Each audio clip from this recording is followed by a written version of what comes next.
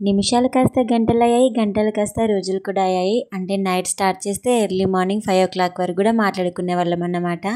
ఇంకా ముచ్చటగా 3 వారాలలో మ్యాచ్ అయితే ఫిక్స్ అయిపోయిందని చెప్పాను కదా. అట్లనే ఒక 3 నెలల గ్యాప్ తర్వాత అయితే ఎంగేజ్మెంట్ కూడా ఫిక్స్ అయిపోయింది. 2018 May 25కి పెళ్లి సంబంధం ఫిక్స్ అయితే 2018 August 15కి అయితే మా ఎంగేజ్మెంట్ అయిపోయింది.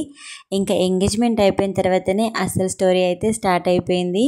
మాట్లాడుకోవడం కాస్త పోట్లాడుకోవడం అయింది. అదేంటి అనేది నెక్స్ట్ పార్ట్లో చెప్తాను. ఇక్కడైతే కామెంట్ వచ్చిన వంట చేస్తానని చెప్పాను కదా, భక్షాలు చేయమని కామెంట్ వచ్చింది. కామెంట్ లాస్ట్లో యాడ్ చేస్తాను.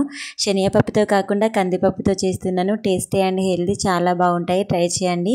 కందిపప్పుని ఉడకబెట్టుకొని చిల్లుల గిన్నెలో స్టెయిన్ చేసుకొని డ్రై అయినాక సరిపడా బెల్లం వేసుకొని స్టఫ్ లాగా రెడీ చేసుకొని ఇట్లా గోధుమ పిండిలో పెట్టుకొని చేసేసుకోవడమే. సాఫ్ట్గా ఉంటాయి, చాలా బాగుంటాయి. నచ్చితే ట్రై చేయండి. సబ్స్క్రైబ్ చేసుకొని లైక్ ఇచ్చి వెళ్ళండి.